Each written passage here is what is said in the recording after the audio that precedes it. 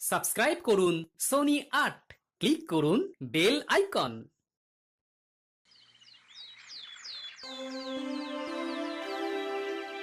আমি আর এভাবে কাজ করতে পারছি না মহারাজ। আমার এ রাজ্যের মন্ত্রী হিসেবে খুব অপমানিত বোধ হচ্ছে। বেশি চুরি চামারি করলে অপমানিত বোধ হয় স্বাভাবিক। কি বললে? হ্যাঁ, আমি চোর? ওসব বাদ দাও তো, আগে বলো তোমার কি সত্যি বোধোদয় হয়েছে? বোধোদয় হলেই ভালো। কারণ চুরি যাওয়া মোহরের পরিমাণ তো ওদিকে আকাশ ছুঁই ছুঁই। এসব কি বলছেন মহারাজ? দেখো মন্ত্রী, বেশি ভণিত আমার ভালো লাগে না। যা বলার তা তাড়াতাড়ি বলুন মন্ত্রীমশাই। এ রাজ্যের একজন ভাঁড়ের বেতন মন্ত্রীর বেতনের প্রায় সমান সমান। তাদের দুজনের বেতনের ভেতরে ফারাক প্রায় নেই বললেই চলে। আমি তো ভাবছি ভাঁড়ের বেতন এই মাস থেকে মন্ত্রীর বেতনের থেকেও বেশ কিছুটা বাড়িয়ে দেব। মহারাজ, আমি বলতে বাধ্য হচ্ছি, আপনি কিন্তু একটু বেশি পক্ষপাতিত্ব করছেন। কোন রাজ্যে এমনটা হয় না। মন্ত্রী মশাই রাগ করবেন না, আপনি একটু খোঁজ নিলে এটাও জানতে পারবেন যে অন্য রাজ্যের ভাঁড়ের বেতন আর মন্ত্রীর বেতনের ভিতরে কেন অত্যধিক ফারাক রয়েছে। এটা আবার খোঁজ নেওয়ার কি আছে? অন্য রাজ্যের রাজারা তো আর সবাই নির্দিষ্ট একজনের প্রতি পক্ষপাতিত্ব করেন না, তাই সেখানে সবাইকে তাদের পদ অনুযায়ী বেতন দেওয়া হয়। ভুল কথা। আসল সত্যিটা হলো আমার রাজ্যে মন্ত্রীর থেকেও একজন ভাঁড় বেশি কাজ করে, আর অন্য রাজ্যে তো আর সেটা হয় না। বরং আমাদের মহারাজকে এদিক থেকে ভালো বলতে হবে, কারণ উনি কাজের ভিত্তিতে বেতন দেন না। কি সর্বনাশ! যদি মহারাজ কাজের ভিত্তিতে বেতন দিতেন তাহলে মন্ত্রীমশাই ঘরে একদম শূন্য বেতনে যেতেন। মহারাজ, আপনিও হাসছেন? কোথায় আমার অসুবিধাটা একটু বোঝার চেষ্টা করবেন। দেখুন মন্ত্রী মশাই, আপনি না। থামো গোপাল, থামো। তোমার ওই মাথা ভর্তি টাক আর হাতির মতো। মন্ত্রী, তোমার এতবার বেড়েছে, নিজে একজন সভাসদ হয়ে আরেক সভাসদের চেহারা নিয়ে ব্যঙ্গ করছো। ছি ছি ছি ছি। না না না না না না, এসব আমি একদম বরদাস্ত করব না। বেরিয়ে যাও, বেরিয়ে যাও আমার সভা থেকে। যাও যাও। মহারাজ, মহারাজ, আমার কথাটা একবার শুনুন মহারাজ। না না, আমার আর কিচ্ছু শোনার নেই মন্ত্রী। তোমার মন কুমানসিকতায় ভরে গেছে। তোমার শুদ্ধাচারের প্রয়োজন। তুমি যদি নিজেকে এই ধরনের মনোবৃত্তি থেকে শুধরে নিতে পারো, তাহলেই আবার এই রাজসভায় ফিরো, না হলে নয়। আমায় মাফ করে দিন মহারাজ, এমনটা আর হবে না। ওই যে বললাম, নিজেকে পাল্টাতে পারলে ফিরে এস। তুমি এক কাজ করো, তীর্থে যাও, মনকে শুদ্ধ করো, তারপর ফিরো। আর হ্যাঁ, অশুদ্ধ মন নিয়ে শুদ্ধতার ভান করে এই রাজ্যে প্রবেশের পর যদি কোনো বাজে কাজে ধরা পড়ো, তাহলে মনে রেখো, তখন এই রাজ্য থেকে সোজা বার করে দেব। যাও যাও, এক্ষুনি বেরিয়ে যাও।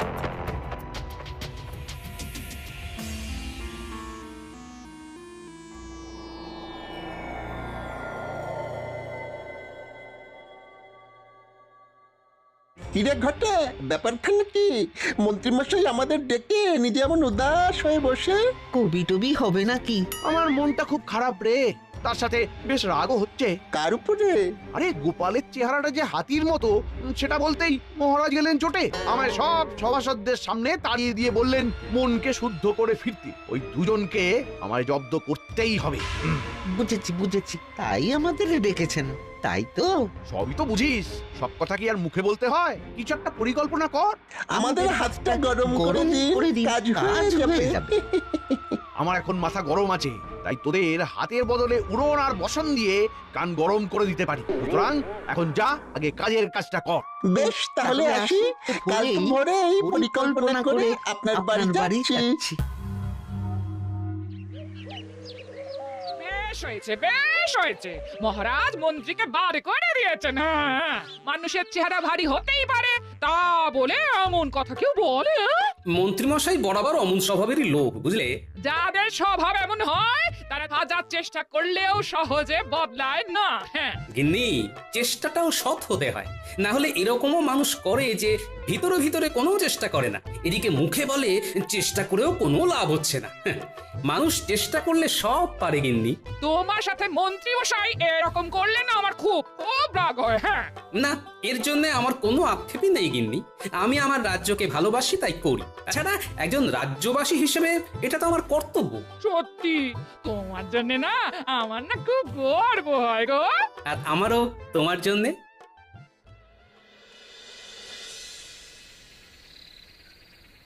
মন্ত্রীমশাই, ও মন্ত্রীমশাই, ওই ওই ওই ওই ওই, ওরা এসেছে, ওরা এসেছে। আয় আয় আয়। কিরে বটা, তোর হাতে এটা কি? এটা একটা বহু দূরের রাজ্যের মানচিত্র। আপনাকে এইখানেই শুদ্ধাচারের জন্য যেতে হবে। এই বেটা হতচ্ছাড়া, আমায় শুদ্ধাচারে কোথায় পাঠাবি তা ঠিক করার ভার তোদের দিয়েছি নাকি? আচ্ছা আচ্ছা, শুনুন মন্ত্রী মশাই, শুনুন। এই মানচিত্রর জায়গায় আপনাকে আসলে যেতে হবে না। আপনি বৌঠানকে নিয়ে ওই নিজের শ্বশুর বাড়িতে চলে যান এবং ঠিক 7 দিন বাদে এই রাজ্যে আবার ফিরে আসুন। তারপর গায়ে সাদা চাদর এবং ধুতি পরে কপালে বেশ বড় সড়ো তিলক কেটে সবাই গিয়ে বলুন আপনি শুদ্ধ হয়ে এসেছেন, আপনার মনে আর কোনো জটিলতা নেই। হ্যাঁ, আমায় যদি জিজ্ঞাসা করে কোথা থেকে গিয়ে শুদ্ধাচারী হয়ে এলাম, আর আমার এই মিথ্যে বলার সাথে এই মানচিত্রটারই বা কি সম্পর্ক? বলছি সব বলছি, শুনুন। মানচিত্রটায় যে রাজ্যটা আছে তার নাম পুণ্যি রাজ্য। সে রাজ্যের রাজা একজন পাগলা, তাই তার রাজ্যে যেই যায় সে আর বেঁচে ফেরে না। হ্যাঁ, তাই আপনি যেদিন রাজসভায় যাবেন সেই দিন হাতে করে ওই মানচিত্রটা নিয়ে যাবেন এবং সবাইকে বলবেন এই রাজ্যে একজন গুরু থাকেন, তার সান্নিধ্যে গিয়েই আপনার এমন আমূল পরিবর্তন ঘটেছে। আর গুরুর নাম জিজ্ঞাসা করলে যাই হোক কিছু একটা ওই বানিয়ে বলে দেবেন, কেমন? আর বলবেন এই গুরু স্বয়ং কৈলাস পর্বত থেকে সাধনা করে ফিরেছেন। উনি সবার সব ধরনের পাপ গ্লানি মুছিয়ে মৃত্যুর পরে স্বর্গ লাভ করার পথ সুগম করে দেন। বলবেন বাবাজি মহারাজকে নিমন্ত্রণ করেছেন। হ্যাঁ, আপনি এমন ভাবে কথাগুলো বলবেন যাতে ওই মহারাজ এবং গোপাল ওই জায়গায় যাওয়ার জন্য আগ্রহ প্রকাশ করে, আর একবার চলে গেলেই নিশ্চিত মৃত্যু। আর আমারও কেউ পথের কাঁটা থাকবে না। গোটা রাজ্যের আমি রাজা হব। বাহ বাহ বাহ, বাহ রে বাহ বটা ঘটা। আমার সাথে বদমাশি করে করে তোরাও তো দারুণ পরিকল্পনা করতে শিখে গেছিস দেখছি। বাহ, এবার আমাদের মোহর দিন। পরিকল্পনা তো শুনেই নিলেন। এত তাড়াহুড়ো করিস কেন বলতো? বাইরে পরিকল্পনাটাও তো তাড়াহুড়ো করেই দিলাম, তার বেলায় একদম ঠিক। কাজ হবে, মোহর ছড়বে, এইটাই তো নীতি। দাঁড়া দাঁড়া দাঁড়া, আর বাজে বকিস না।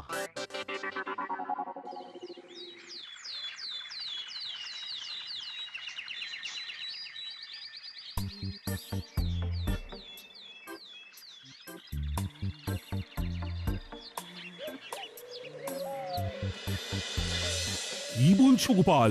মন্ত্রী সত্যি সত্যি মন পরিশুদ্ধ করতে তীর্থে গেছে? আগে হ্যাঁ মহারাজ, নিজের চোখে দেখে এলাম বাড়িতে তালা ঝুলছে, আর পাড়া প্রতিবেশীদেরও নাকি বলে গেছে যে সে নিজেকে পরিশুদ্ধ করতে স্ত্রীকে নিয়ে দিন সাতেকের জন্য তীর্থে যাচ্ছে। বাবা, আমার এক কথাতেই যে মন্ত্রী এভাবে তীর্থে যাবে ভাবতেই পারছি না। যাকে এখন মন্ত্রীর সুমতি হলেই হলো, কি বলেন? যা বলেছো। আচ্ছা মহারাজ, আমি তাহলে আজ আসি। হ্যাঁ, বেশ বেশ বেশ। ও গোপাল, একটা কথা ছিল। বলুন মহারাজ। বলছি যে যতদিন না মন্ত্রী ফিরছে তুমি কি আমার রাজ্যের নতুন মন্ত্রী হবে? ও বাবা, ক্ষমা করুন মহারাজ, আমি এই রাজ্যের ভাঁড় হিসেবেই ঠিক আছি। ওইসব ভারী ভারী পদে আমায় বসাবেন না মহারাজ। হ্যাঁ, আমি জানতাম তুমি ঠিক এই উত্তরটাই দেবে। বেশ গোপাল, ঠিক আছে, তুমি এখন আসতে পারো।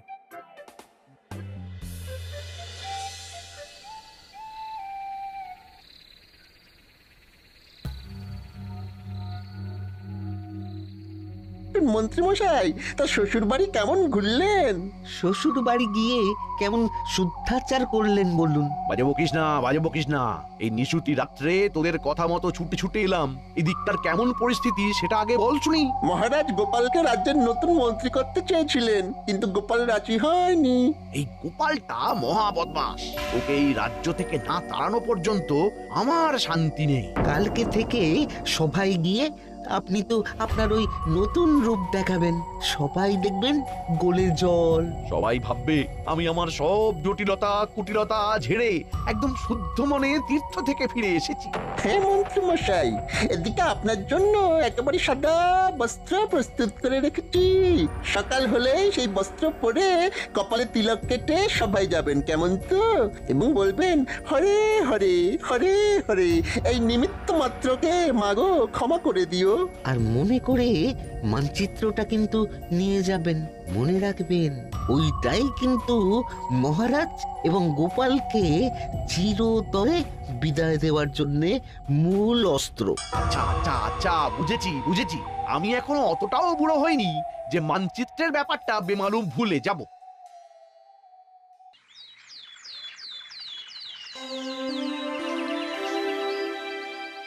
তাহলে সবাই বলছো নতুন পদ্ধতিতে কাজ করতে কোনো রকম অসুবিধে হচ্ছে না, তাই তো? না মহারাজ। বেশ, শুনেও ভালো লাগছে। তোমরা এভাবেই সবাই একে অপরের পাশে থেকে মন দিয়ে কাজ করে যাও। হ্যাঁ মহারাজ।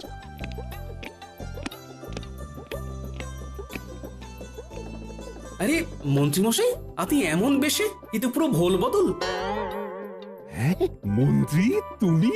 এ কি বেশ বদল? শুধু আমার বেশ বদল হয়নি মহারাজ, গোটা আমিটাই বদলে গেছি। আমার এখন পৃথিবীর সব মোহমায়াই বড্ড মেকি মনে হচ্ছে।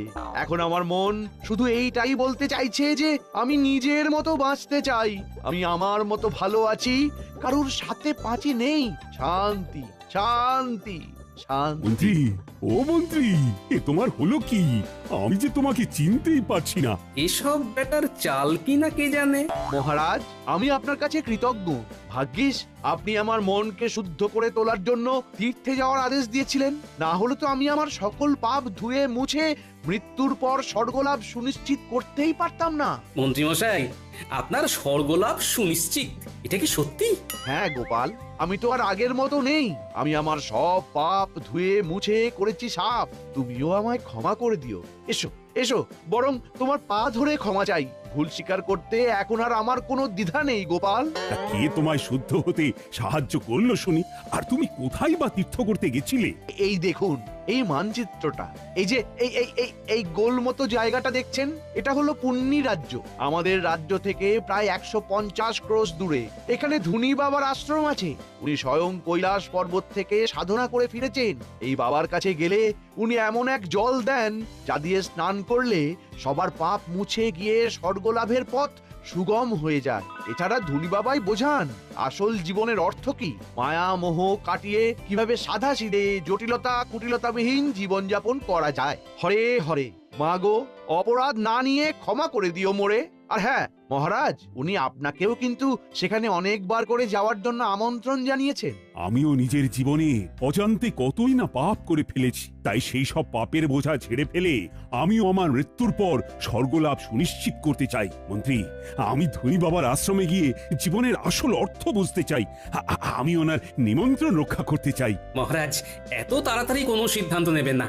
আমার মনে হয় যে গোপাল, নিজের চোখে দেখছো তো মন্ত্রীর কি আমূল পরিবর্তন ঘটেছে। এরপরে আমি আর ধনী বাবার কাছে না গিয়ে থাকতে পারি, বরং তোমারও আমার সাথে যাওয়া উচিত। আজ্ঞে মহারাজ, আমি? আচ্ছা বেশ, আমিও যাব। আমরাও যাব মহারাজ। না না না, দেখো, সবাই মিলে এক্ষুনি গেলে হবে না। আগে আমি আর গোপাল ঘুরে আসি, তারপর তোমরা দলে দলে যেও। একদম ঠিক। তাহলে মহারাজ কবে রওনা দেবেন? হ্যাঁ, কাল একদম ভোরেই রওনা দিতে চাই, বেশি দেরি করে তো লাভ নেই। আচ্ছা মন্ত্রী, আমি যেহেতু কদিন থাকছি না, তাই তুমি একটু কষ্ট করে রাজ্যটা সামাল দিও, কেমন? মহারাজ, আমায় আবার এসবের মধ্যে কেন জড়াচ্ছেন? রাজ্যপাঠ আমি যে দিয়েছি ছেড়ে। এই কটা দিন একটু সামলে দাও মন্ত্রী, আমি কিছু শুনতে চাই না। বেশ মহারাজ, আপনি যখন বলছেন তখন তাই হোক। ও মন্ত্রী, আরেকটা কথা, বাবার কাছে যাওয়ার জন্য কি কোনো রকম বিশেষ নিয়মপত্র আছে? মহারাজ, সমস্ত অহংকার ছেড়ে, রাজবেশ ছেড়ে, সৈন্য ছাড়া একদম আর 5টা সাধারণ মানুষের মতো পায়ে হেঁটে যান, তাহলেই দেখবেন বাবা আপন করে নিয়েছেন। বুঝে গেছি বুঝে গেছি।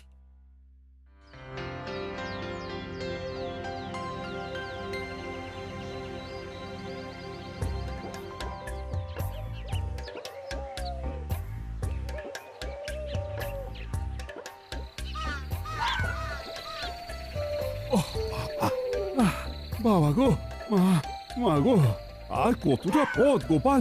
হ্যাঁ, হাঁটতে হাঁটতে পা ফুলে গেল তো। মহারাজ, বুঝতেই পারছি আপনার খুব কষ্ট হচ্ছে, কিন্তু আরেকটু কষ্ট করে ওই বট গাছটা পর্যন্ত চলুন, তাহলে আপনি পুণ্যি রাজ্যে প্রবেশ করে ফেলবেন। ওই বট গাছটা থেকে শুরু হচ্ছে পুণ্যি রাজ্য।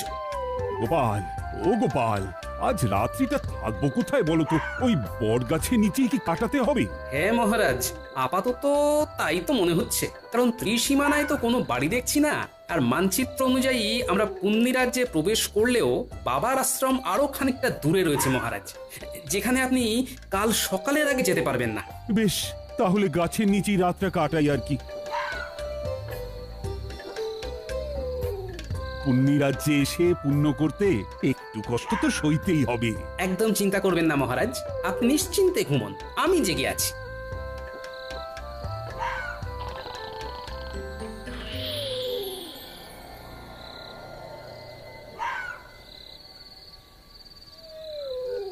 মহারাজ তো ঘুমোচ্ছেন দেখছি, এদিকে ভোর হতেও খুব দেরি নেই, আমি বরং এই সুযোগ একটু ঘুমিয়ে নিই।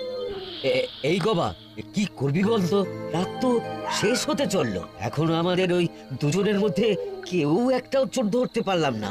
দেখাবা এরকম আমাদের পাগলা রাজার মতন কাউকে নিয়ম তৈরি করতে দেখেছিস? কি যে নিয়ম, প্রত্যেক প্রহরীকে কিনা বাধ্যতামূলক ভাবে প্রতি রাত্রে একটা করে চোর ধরতেই হবে।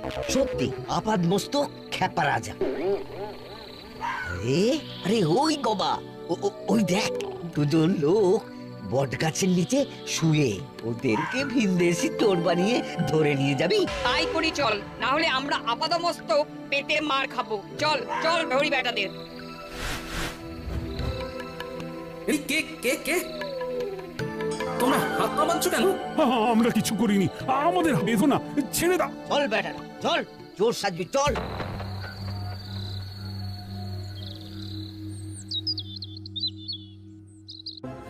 আমাদের তোমরা ছেড়ে দাও, আমরা চোর নই। আরে জানি জানি, সে তখন থেকে এক কথা বলে কানটা ছাড়া পালা করে দিল। আহা, জানোই যখন চোর নই তখন ধরে রেখেছো কেন? এই আড্ডা আমরাকে নিয়ে তো ভীষণ মুশকিল হলো, ঠিকঠাক করে কথাও বোঝে না। এই, আমার সাথে ঠিক করে কথা বলো। আমি তোমাদের মহারাজকে বলে দেব যে তোমরা জানো যে আমরা চোর নই, তবু ধরে এনেছো। বলেও কিছু লাভ হবে না বুড়ো, আমাদের রাজা কারোর কথাই শোনেন না। একবার গারদে ভরে দিলে তার একটাই শাস্তি হয়, আর তা হলো ইদারায় ছুঁড়ে ফেলে দেওয়া, বুঝলে? কি সর্বনাশ, এ কি নির্মম শাস্তি!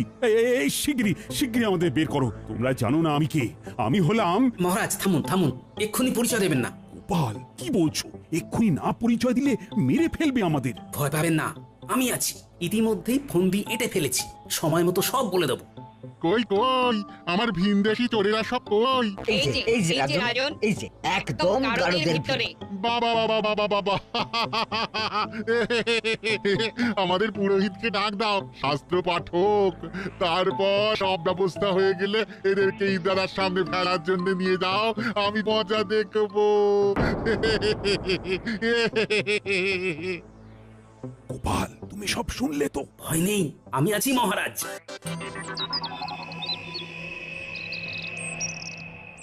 তাহলে সব প্রস্তুত তো? হ্যাঁ, এই এই তুমি তুমি ওদিকে ওনার কাছে যাচ্ছ কেন? আমাকে ঠাকুরের নাম শোনাতে। মরতে যাচ্ছি তো তাই। মহারাজ, আপনি এবারে আমার সাথে মারপিট শুরু করবেন। ওরা যদি জানতে চায় কেন মারপিট করছি, তাহলে বলবেন আমরা পেশায় জ্যোতিষী। আমরা গণনা করে দেখেছি যে আজ দুজনের ভেতরে যেজন আগে ইদারায় ঝাঁপ দিয়ে মরবে সে স্বর্গবাসী হবে এবং পুণ্য লাভ করবে। বেশ বেশ, মুক্ত করে দাও দুজনকে, মুক্ত করে দাও। আমি আগে ইদারায় ঝাঁপ দেবো। না, আমি। তবে রে বেটা, দেখ কেমন মারি তোকে। আয় আয়, আমিও মজা দেখাচ্ছি। কি তোমরা থামো, তোমরা থামো, তোমরা থামো, তোমরা কারা তুমি? হ্যাঁ, এভাবে মারপিট করছো কেন? আমরা জ্যোতিষী, গণনায় দেখেছি যে আজকে ইদারায় ঝাঁপ দিয়ে আগে যে মরবে সে পুণ্য লাভ করবে এবং স্বর্গবাসী হবে। কি তোমরা চোর নও? আজকে যে ঝাঁপ দেবে সে স্বর্গবাসী হবে, পুণ্য লাভ করবে। হ্যাঁ, তাহলে তোমরা আর কষ্ট করে ঝাঁপাবে কেন? আমি ঝাঁপ দিচ্ছি, আমার পুণ্য লাভ হবে, স্বর্গবাস হবে। দুটোরই প্রয়োজন আছে। এই 1 2 3। রাজন, উফ, কি বাঁচান বাঁচলাম বাবা। আমরা আমরা এখন কি করব? তোমরা শিগগির আগে ওনাকে তোলার ব্যবস্থা করো। আসলে আজকে এরকম কিছু ঘটবেই না। আর আমরা কেউ জ্যোতিষীও নই। উনি হলেন কৃষ্ণনগরের মহারাজ রাজা কৃষ্ণচন্দ্র, আর আমি হলাম গোপাল ভাঁড়।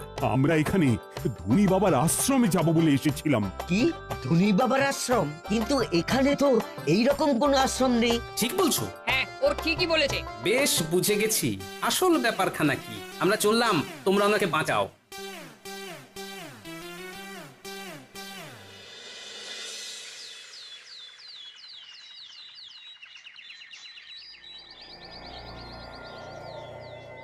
রে তাহলে এই দুদিনে দুজনেই পটকে গেছে বল? পাগলা রাজা কাউকে আস্ত রাখে না, সবাইকে জোর অপবাদে ইনারাই ফেলে মারে। সব এখন ছাড় তো। এইদিকে ওই দুদিনের ভিতরেই মন্ত্রী মশাইয়ের চুরি করা মোহরের সংখ্যা দেখো, ৯ করে ৭০০টা। কি কাণ্ড দেখেছো? সব বেটা মন্ত্রীর ভড়ংবাজি। চলুন এবার ভিতরে যাই। এই বেটা মন্ত্রী, ষড়যন্ত্রী, এসব তোমার বদমাইশি। চলুন মন্ত্রী মশাই, এবারে আপনাকে ইদারায় ফেলবো। ওরে বাবারে, ওরে বাবারে, ভূত ভূত ভূত ভূত!